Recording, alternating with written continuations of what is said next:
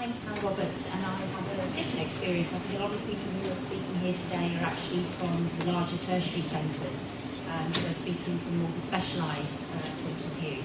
My background is in a district general hospital, so we very much provide support after your initial sort of surgery and hospital admission to the acute side, and provide you support in the community following up. So a little bit more about feeding perspectives, but it follows on quite nicely from the speech and language ladies and what they were saying. So what I wanted to do first, I'm going to have to have my able-bodied assistant to do this one. Can we do the second one, please, just because we want to make sure of time? Yes, please. It's a bit of a heartfelt video, and it's one family's experience from the YouTube. So I'm hoping they don't mind me borrowing this through the first few weeks of life, and it gives us a little insight into why these feeding difficulties occur and what's going on for these little tofflees in their first few weeks and months of life. So I hope it doesn't distress you. It is nice, I promise you.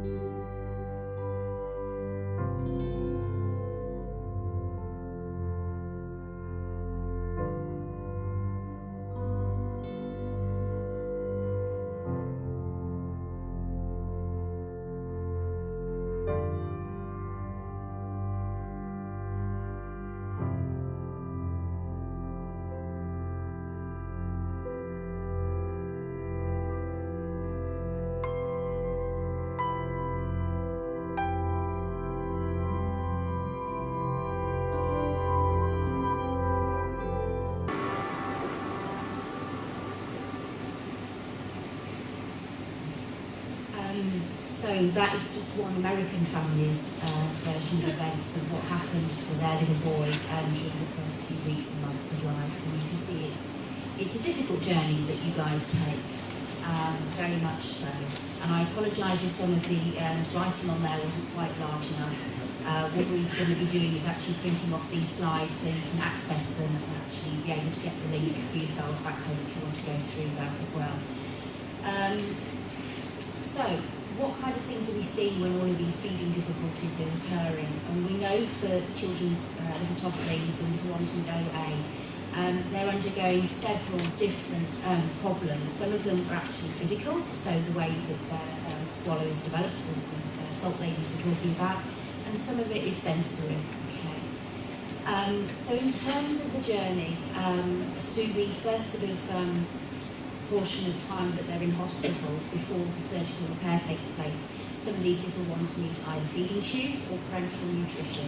And as my colleagues were saying, the problem with that is actually oftentimes you're delaying that suck, swallow, breathe mechanism. So when infants are born, they develop quite quickly the ability to be able to feed very efficiently. And just to give you an idea of that, a newborn baby that's breastfed will actually manage about 110 mils of milk in about 5 minutes. And if we're delaying that process, it makes it much more difficult to establish that later on. Talking then about things like strictures, for example, this is obviously the narrowing of the repair site where the esophagus is, and symptoms can develop both weeks or months after actually having the surgical repair at the site of the esophagus. Your baby may be slow to feed, they may choke or cough during feeding, and it generally becomes more evident when the little one's weaning onto solids what's actually going on. And you may have to go back into hospital for several dilations over time, as that family actually had to experience.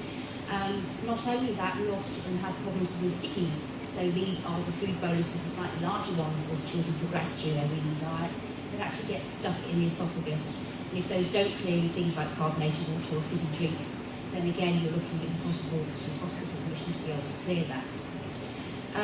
We all know that little ones with TOF and OA actually tend to suffer a lot with reflux. We generally tend to have medications on hand to help with that, so I think maybe a lot of your little ones will have Listerine and omeprazole maybe that they've been prescribed. And in some cases, although not so much recently, domperidone to help with sort of gastric emptying. And up to about 40%, I believe, of children with TOF or OA will have that fundoplication, that missing fundoplication to help with that reflux. The problem with reflux is that you are actually having this passage of food from the stomach back up into the esophagus, and that's an unpleasant experience. It's a painful experience, and it's actually an anxious experience, not just for you, but for your child as well. And that can lead to oral adversity, so refusal to feed effectively.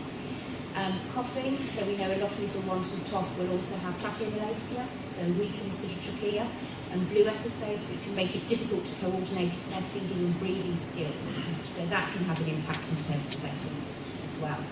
The dysphagia that actually the lovely salt ladies were talking about, that yo-yoing of food back up and down the esophagus, largely that does tend to improve with time, but oftentimes that can be an unpleasant experience for the child as well. Problems with recurrent chest infections. We know that these little ones are more prone to have aspiration and have sort of repeated problems with coughing and colds and flus and various other things. Now the problem with that is obviously, number one, your appetite tends to go off when you're ill anyway, but also you can have a problem with, in terms of that texture progression. So previously a child that was quite competent with feeding and would manage a multitude of different textures and sort of various other foods will regress backwards, and that's perfectly normal. We see that in population groups that actually don't have TOF and OA. They may go back to sort of purees and safer textures or liquids that they can actually manage at that time. And also gastrostomy feeding. Obviously I'm standing here as a dietitian, but I understand that gastrostomy feeding is obviously absolutely essential for some children with TOF and OA.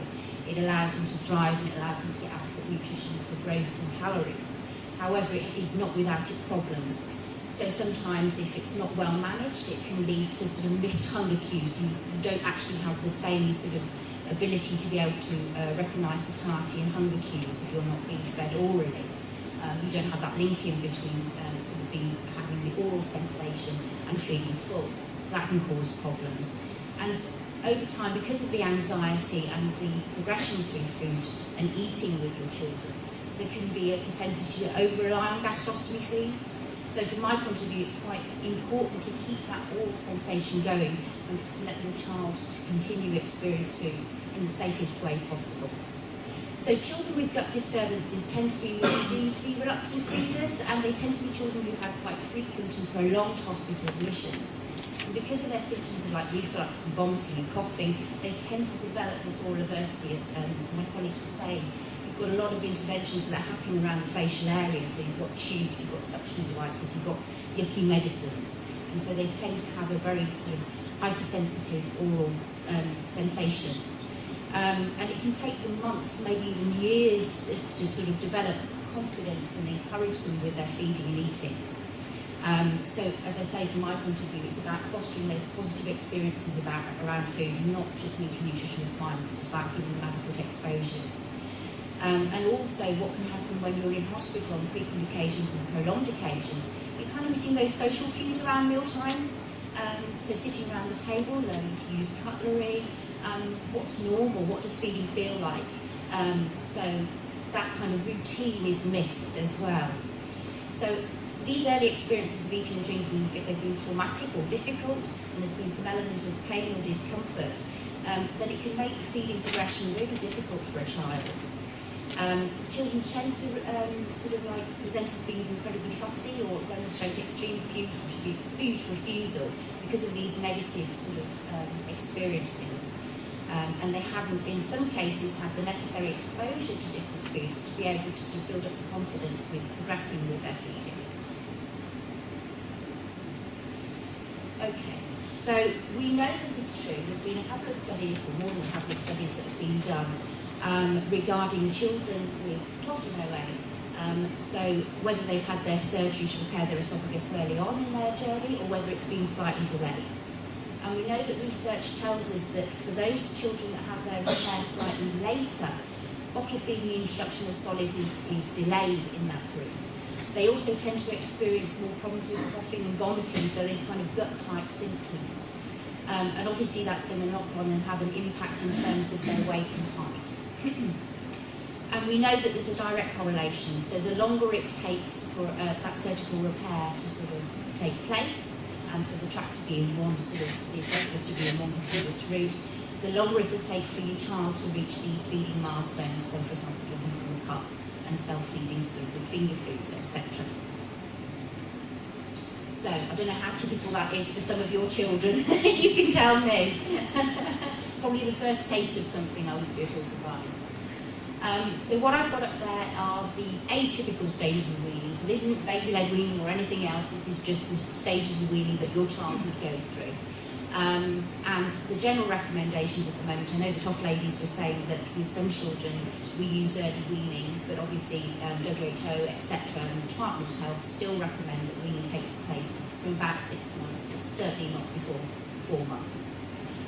So you can see the progression there. We'd be going from sort of this after sort of bottle breastfeeding, we'd be looking at very smooth purees to slightly thicker purees, to ground foods, to chopped foods, and then to coarsely chopped foods. So it's just an illustration of how a child would progress through those weaning stages.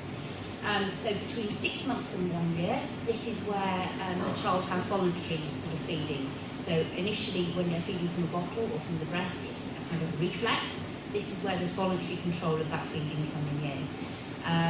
And the skills that is developed with self-feeding and sort of feeding from spouted cups. And this is where messy play becomes really important, exploring food and getting to know it. And from 12 to 24 months, so slightly later than this is where the bite-chew skills really come in. So what about our little tofflings? What's going on with this population group? A lot of surveys have indicated that weaning can be delayed till after 6 months a lot of times, whereas in the general population it tends to be between 4 or 5 months, and often soft lumps aren't tolerated much later until about 12 months. We know that they're 5 or 6 times more likely to be slow to feed and present with sort of coughing or choking, and they're about twice as likely to present with vomiting or food refusal. What does that mean for us? Well, it can be problematic because we know there is a problem with delayed weaning. There's an ideal window of opportunity, which a lot of researchers talk about, and we theorise about, that actually new foods are readily accepted between 5 and 6 months of age, and by 1 year of age, a child has their familiar food groups and they can become quite resistant to new foods being introduced. We know also, as I said, one of my colleagues, the colleagues in speech and language therapists have talked about the fact that children can become naturally scared of introduction of new flavours, and the repeated exposure to those foods is important. So for a general population without TOF or OA, we're talking about 8 to 15 exposures for a new food before a child will actually accept it. Now that's not necessarily eating it. That can be touching it, that can be putting it to their face, that can be exploring it in whichever way they find comfortable. But for little tofflings, that might be a little bit more. Okay, so just to be aware of that. And it doesn't prevent you from introducing taste. Taste can be as simple as smearing across the lips, so that a child has the experience and can actually try a new flavour without worrying about the swallow. And also, the other thing that we have to be aware of is fear-based food refusal. So if a child has choked on a certain consistency or food or texture, they're much more likely to refuse that the second time around. In terms of practical advice then, very much again what the ladies from speech and language were saying, pureed foods, we would expect them to be sieved thoroughly and be of one consistency, starting with sort of more liquid type textures which are easy to manage, so the food can easily slip down the esophagus in one sort of smooth motion. Allow time for sips in between, so pacing your child, reading your child for a cue, make sure that they've cleared their mouth, that they're happy to continue feeding, and allow time for sips of fluid if they need it in between. For older children, actually adding sauces and things like gravy to foods could be useful to give it sort of more of a consistency that's easier to manage in the mouth and actually slip down the esophagus. And use a little and often approach. You know, you don't have to be sort of sitting there and sort of carrying on meal time for 40 minutes. That's actually not going to achieve anything and be quite a negative impact for both you and the child. So just try things, you know, little and often, and use your child as a pace. As I said previously, it's perfectly natural when a child is ill to regress with their feeding skills.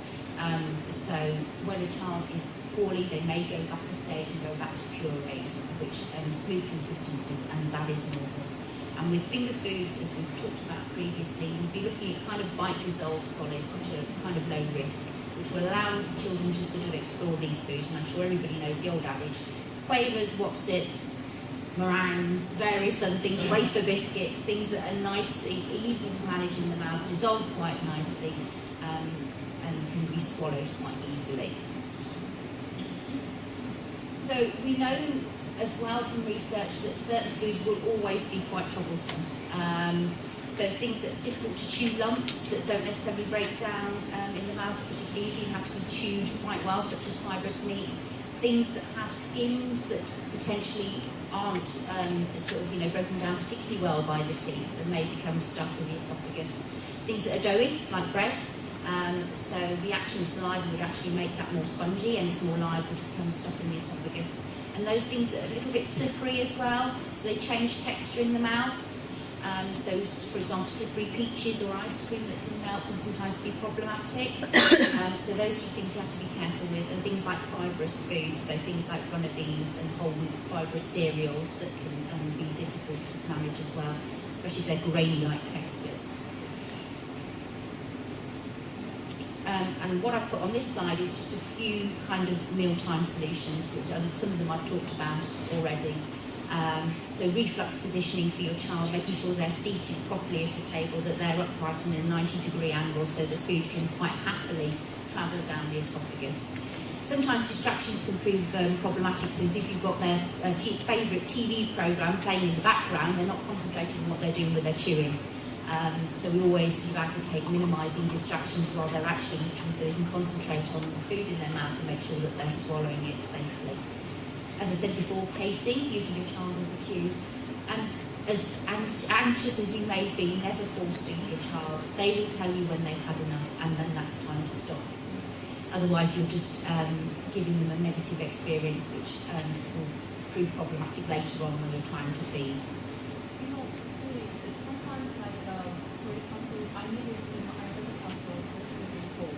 Never seen she's enjoying the food at all, and she always I still breastfeeding her, and the dietitian, and she was allergic to milk, but she's okay now. But they told me to stop breastfeeding and to give more food. But what's happening? She never interested. She pushes, and cries, doesn't want it.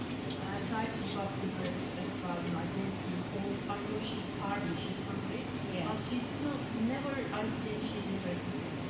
She cries, pushes. And I'm really stressful because I start her with the video, I read the book, and then it's just like sometimes like I am kidding her, like she's taking, and I let her to play with, and in between I just put the food in. But what's happening, sometimes she's like, then she's not controlling. I see it is like a stick, time, and then she knows there, and then she maybe then takes her off, and then now she doesn't control. I think I'd go back to basics. I would go back to play techniques. I would get yourself a plastic mat, even if it's sorting through breakfast cereals or something like that. So you've got loads of different breakfast cereals, putting it into bowls. Eggs, porridge, anything like smooth, dissolved in the milk.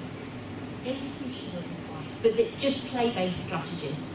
So the expectation at this point is it's away from the meal table and it's on the floor in a plastic mat and just playing with foods and exploring them and getting used to them. And have a go at going back to basics with her. And don't, as I say, again, make it a fun activity. The expectation is not for her to eat it to begin with, it's to explore those foods. Get down on the mat with her. If you've got other children, get down on the mat with her as well and play with those foods. Remember how you do the little pasta pictures when you were a kid? Just learning about different foods, their consistencies, their textures, smell, touch, taste. What does this feel like against your skin? Because it is learning to trust those foods again. It's very, very difficult. It's very difficult because I got dermatitis on my breast as well. The doctor said to give up. Yes. Now she doesn't want normal milk, she doesn't want. She doesn't want more milk. We don't know. I'm scared about the baby. Of course.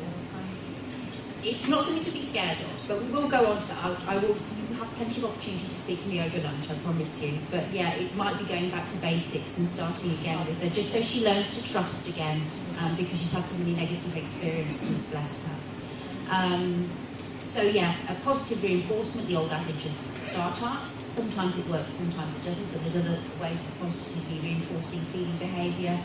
Regular routine, so a little one gets used to what feeding times look like, feel like, exposure to sort of utensils, etc. As I said, limit meal times, no point in them extending on, and try to avoid feeding when a child is tired. More likely when they're tired and distracted, that's when we're going to have sort of stickies or coughing episodes because food's going down the wrong way.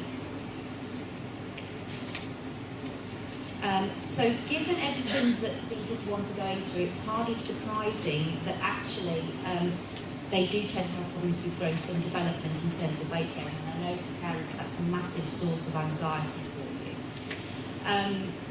My role is to work closely with families, not just for children with TOF and OA, but also other feeding difficulties, to make sure that a little one will get sufficient calories and fats, proteins, micronutrients in order to sustain growth. But as I said previously, and I'll keep banging on about it, it's also about making sure that your child has positive experiences around food and meal times, okay? And I work closely, again, with speech and language therapists and other members of the MDT team, like doctors and nurses, to make sure that we're actually meeting your child's nutritional requirements, but also adhering to any kind of texture recommendations we might have following video fluoroscopy. So with little ones, when we've got the case of sort of poor feeding and poor weight gain, we have several things that we can use at our disposal. These can be used to supplement breastfeeding, so they're not just exclusive, we can use them alongside breastfeeding if we need to. And we've got complete high-calorie formulas that I don't know whether anybody's used these in Trini SMA High Energy. Some of you in the room probably will know them quite well. You can see the difference in calories though. If you've got sort of the complete calories from something like Infotrini, which is 100 calories in 100 mils, whereas in something like a standard formula, you're looking at about 66 calories. So even if your child's only managing smaller volumes, they're going to get more calories per bang, if that makes sense. And also you'll notice that the protein is quite a lot higher. So 2 to 2.6 grams in 100 mils as opposed to something like 1.3, 1.5. And that's because we know when we're trying to promote growth, the protein is all important. So they're helping to optimise that. If your little one's on a specialised formula, which can happen if they have sort of a cow's milk allergy, so something like Neocate or Nutramigen, or if they're having problems with whole protein formulas, we can actually increase the concentration of those and make them more calorific. So usually you'd add 1 scoop to 1 ounce of water. We can look at adding more scoops into a set volume of water for you. Or we can use things like modular supplements, Collagen, Maxijul, some of those probably will be quite familiar to you. We can add those into the bottle as well to try and add calories. So with toddlers, what options do we have? I've started with SIP feeds, but I've also got other things on here, and a lot of these again will be familiar to you. We have the sort of cartons, 200ml cartons by several different companies, but they tend to provide sort of around about 300 calories and 200 mils and a good whack of protein as well as micronutrients. And what they've started to bring onto the market as well is dessert-style yogurts, which obviously are nice consistencies and textures, especially for little ones who find it difficult with texture progression. And once again, you can use those modular supplements such as Duocal and Collagen in normal food to try and add calories in. As a dietitian, we always advocate the food first approach wherever we can, and I'm sure probably you guys are all aware of a lot of these being higher calorie foods that you can add into products. So going into a supermarket and just kind of picking these off the shop shelf. Things, for example, like you imagine cheddar cheese, that's 30 grams, it's like the size of a very small matchbox, so it's not a massive portion, that's 130 calories. Which is a good whack, and double cream, obviously 132 and 1 tablespoon, which is excellent. And we can use these to fortify regular meals and make them more calorific to help your child grow. And as I say, you'll have a copy of this through the TOFS charity. We've also got high-calorie off-the-shelf options, and the top sort of 5 are quite good in terms of texture. So if your little one's quite poorly, and they're not managing sort of dual textures or lumps.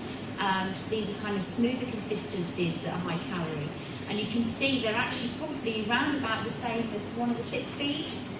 So actually these are, obviously normal food, but they're quite calorific and easy for your little one to eat. If you always tend to have a tendency to head towards the luxury end of the market, those tend to be the ones that are higher calorie to try and get into your child. Ones at the bottom just to be a little bit more careful of because they are slippery textures which change consistency in the mouth. So obviously ice cream will melt. So if your child has a problem with swallow, those are things that you have to be more careful of. And I've only got one slide on this, but it's talking a little bit about gastrostomy feeding. Just a show of hands, how many people in the room have a little one who has a gastrostomy inserted? So just 3 of you. Everybody else is managing with oral feeds and oral diet at the moment. Any nasogastric feeding? Yeah. So it's kind of maybe a bit less than 50-50, isn't it? And I think it's about 70% who haven't and 30% who have. As I say, this is absolutely necessary in some children, especially, for example, in the case of long gap-OA. And it can be complete or it can supplement oral diet. As I say, it has to be used carefully because what we don't want to do is for your little one to miss the normal hunger and appetite cues and override that. Or we want them to be able to enjoy the experience of eating as much as possible. We have an option. We can either use boluses of feed, so say for example 300 mils over a set amount of time, which would mimic the same as a meal, so you can have breakfast, lunch, dinner. Or if you have a little one who has more propensity to have reflux, where we're risking sort of the contents of the stomach coming back up onto the lungs, then we would tend to use a continuous feed of low volumes to try and prevent that as much as possible. In some circumstances, and some trusts won't do this, but we still do, along with health and safety and making sure that we've risk assessed it properly, we will give gastrostomy feeds overnight. And that allows your little one to eat during the day and have that exposure, precious exposure to foods. And of the people who said that they were gastrostomy feeding, what feeds have you got? What are you feeding? Feeding nutrition, energy. Nutrini Energy. Nutrini Energy, up to 6 millimetres per. Yeah, I was going to ask, is there any research, because it's always that fine balance against calorie intake orally and also the gastrostomy feed. Is there any research to say how you can wean it off? Because we all want to eat orally. Yeah. It's 9 hours gastrostomy since he was 3. Yeah. And of course we want to reduce the gastrostomy feed and increase the Reliance on obviously. it. Dieticians are all there on the calculations like yourself, well, no, we need that sort of intake. So that's all, it's a fine balance. It is a fine balance, and it's very, very difficult. I've worked with families sort of recently, not TOF families, but families of children with developmental issues, where I'm consistently tweaking feeds to try and bring them down and put them at different times. So for a family I've recently worked with, their child has just gone into nursery, and she has 3 sort of set periods of time where she's sitting with other children and eating, and I've deliberately avoided any feeds around that point in time, and I've reduced them accordingly to hope that her appetite will bring up. And if it doesn't happen, that's fine, because we can run a little bit more in the evening. Well, we had it later. We had it feed later. That was going on till 11 o'clock. We think that socially is trying to do that as a parent. Well, it's training on us, but it's still training on him. It's waking up, we brought us forward, so it shortens our empty, so that it's a longer time overnight, so that it should be hungry in the morning to eat all of it. Yeah. So you just try to It's very much, and as I say, coupled alongside this, we're also dealing with a child that's reluctant to feed. So we haven't, reluctant feeders can sometimes override normal appetite cues as well. So it's not just the hunger sensation itself, even if we've got that is going to drive a child to eat. They need to be able to trust the food and feel confident with it, that they can handle it. So as I say, it is that fine balancing act. It's not just the hunger alone, it's that exposure and making them feel comfortable around food as much as we possibly can. So, as I say, plenty of choices in terms of what we can use. We tend to use the energy sort of feeds if we're looking to try and top up and encourage oral diet alongside, because those are obviously high calorie. Whey-based feeds tend to be good for little ones with gastric reflux, because they tend to empty off the tummy a little bit quicker. But a variety available, but I deliberately haven't laboured the point too much on that one, I hope. So in terms of conclusions then, as I say, oral hypersensitivity and oral aversion and this kind of learned gag reflex can develop in response to reflux and choking and difficulties with foods in general, delay in achieving those feeding milestones. And obviously that's going to impact in terms of what your child will manage orally, so the quantity and the quality that they are managing their diet. So there's certain strategies you can look at in terms of encouraging your child around meal time, so whether that's messy play or getting them used to the routine and social role modelling with other children. And learning to give yourself a break. I know how difficult it is, I know how anxious you guys feel, I hear it, or and I feel it for you. Give yourself a break and learn to enjoy your child and learn to sort of their pace, so that you're introducing things at their pace. It takes time. And lastly, I work in coordination with the health team to help bring the best possible outcome for your little ones. That's it.